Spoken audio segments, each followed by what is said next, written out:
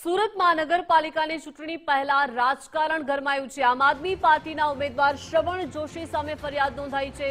ભાજપના પૂર્વ કોર્પોરેટરનો ચહેરો વાપરીને વિડીયો બનાવ્યો હતો। અમિતસિંહ રાજપૂતે આપ નેતા સામે પોલીસ ફરિયાદ નોંધાવી છે। ખોટો વિડીયો વાયરલ કરવા મામલે હવે પોલીસ તપાસ શરૂ થઈ ગઈ છે।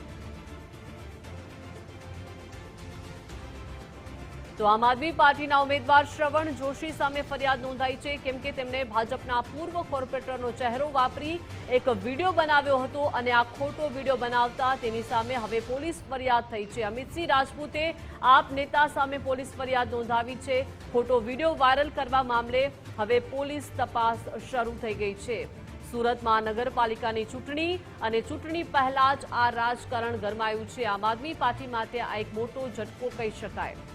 વધુ માહિતી સાથે સંવાદદાતા રાકેશ લાઈવ જોડાઈ ગયા છે। રાકેશ, સુરત મહાનગરપાલિકાની ચૂંટણી પહેલા રાજકારણ ગરમાયું છે।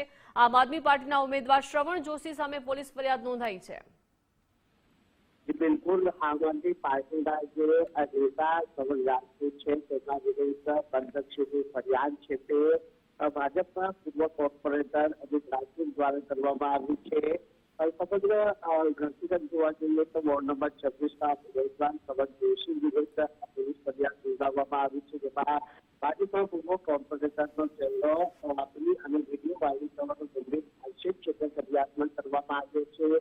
પૂર્વ શાસક પક્ષના નેતા અને ભાજપના પૂર્વ કોર્પોરેટર અમિતસિંહ રાજપૂત દ્વારા ફરિયાદ નોંધાવવામાં આવી છે।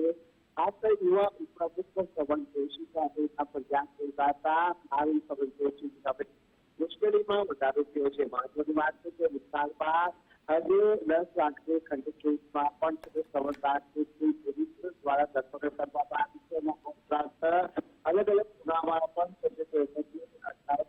કાર્યવાહી કરવામાં આવી છે। ત્યારે હવે વધુ સાબિત ચૂક્યું કે શ્રવણ રાજપૂત સામે આ ગંભીર ફરિયાદ નોંધાતા તેની મુશ્કેલીમાં હાલ વધારી થયો છે। જી રાકેશ, આભાર વિગત સાથે જોડાયા તે બદલ।